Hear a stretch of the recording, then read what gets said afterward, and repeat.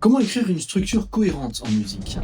Salut, aujourd'hui dans cette vidéo, on va voir un autre problème que vous êtes susceptible de rencontrer sur votre chemin en tant que musicien. Comment structurer une musique? Alors, vous avez créé une petite idée musicale qui sonne bien, qui est catchy, qui donne envie d'aller plus loin, de faire quelque chose. Maintenant, comment la développer? Comment développer votre idée musicale? Lorsqu'on structure une musique, le but c'est d'organiser, de donner un sens au discours, à l'expression. La structuration, c'est en fait finalement l'art de concevoir de la cohérence autour d'un propos. Et pour ça, je vous propose de suivre une méthode en 6 étapes pour créer plus de cohérence comme ça dans vos structures. Alors, première étape, décider d'une structure a priori pour articuler le propos. Décider d'une durée, d'une logique, d'une narration, d'un pattern d'émotion. Bref, dessiner vraiment, gratter sur le papier une structure a priori qui vous semble correspondre à l'idée que vous avez créée. Une fois que vous avez créé cette structure a priori, deuxième étape, vous allez placer vos riffs dans les différentes parties de votre structure. Vous allez les placer un peu comme ça, en simple copier-coller, sans forcément réfléchir aux transitions, juste simplement posez-les, posez vos différentes idées. Si vous avez créé une structure qui dure par exemple, je sais pas, 2 minutes 30, vous allez poser un thème, une batterie, un riff,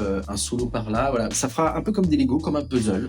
Il y aura plein de trous partout, mais c'est pas grave, parce que tout ça va vous permettre d'avoir une vision générale de ce qu'est la compo. Vous allez faire ça, vous allez placer vos riffs, vos thèmes, en faisant attention à la cohérence du propos, du concept de base, et en partant des éléments les plus importants de la composition. Partez des moments charnières de votre musique, des éléments pivots, des éléments que vous voulez que votre auditeur entende en premier, parce qu'ensuite vous allez broder tout autour. Troisième étape, vous allez compléter les parties manquantes, vous avez placé vos riffs, maintenant il faudra compléter tout ce qui est resté vide, en inventant tout un tas d'autres petites idées autour. Vous allez ajouter des progressions d'accords, des contre-mélodies, des orchestrations, du rythme, peu importe, tout ce que vous pensez nécessaire pour exprimer l'émotion que vous voulez véhiculer. Quatrième étape, vous allez vous assurer de la bonne continuité esthétique entre les différentes petites idées, entre les différentes parties que vous avez créées. Est-ce que les transitions sont fluides? Est-ce que tout est dans la même tonalité? Est-ce que l'arrangement, il est cohérent? Est-ce qu'il n'y a pas de creux dans l'harmonie? Est-ce qu'il n'y a pas de surcharge trop plein à un autre moment? Vous allez commencer à créer quelque chose de plus homogène. Ensuite, cinquième étape, vous allez modifier la structure a posteriori,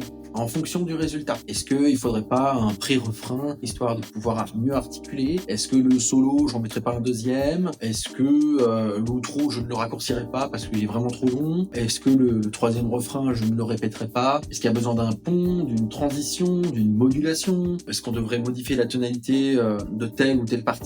Est-ce qu'on devrait rallonger la durée de telle autre partie? Voilà, tout un tas de questions qu'il faut se poser au moment de, a posteriori, on voit le résultat de sa structure. Et 6, enfin, vous allez vérifier la cohérence du tout. Avant de modeler la forme finale, avant de peaufiner. Parce qu'une fois que vous peaufinez la forme de votre musique, si finalement vous changez toute une partie de votre projet, un pré-refrain qui devient complètement autre chose, eh ben vous devrez repeaufiner encore une fois cette partie et vous allez perdre beaucoup de temps. Donc, respectez bien cet ordre, peaufinez vraiment à la fin. Ne cherchez pas justement à créer une loupe parfaite dès le début. Créez, posez vos différents éléments. Vous avez une loupe qui tourne, ok, elle n'est pas parfaite, pas mixée, elle est déséquilibrée, la basse est trop bourdonnante, le synthé il est trop agressif, c'est pas grave, les idées sont posées, passez à la suite, remplissez les choses et faites un premier brouillon en fait, qui existe. Et quant à moi, de mon côté, quand j'enseigne l'essentiel de la composition à mes élèves, je leur fais prêter attention au concept de tension-résolution, à l'échelle de la structure entière de la musique. Je leur montre comment structurer les sections musicales pour sublimer la narration. Je leur parle de syntaxe musicale, comment articuler les différentes idées entre elles. Je présente à mes élèves concrètement comment est-ce qu'on compose une intro, un refrain, un pré-refrain, un solo, une outro, un couplet. Voilà, je leur montre concrètement comment construire tout ça pour que ça sonne bien. Et également, évidemment, je leur présente quelles sont les formes et les structures les plus courantes pour qu'ils aient déjà une idée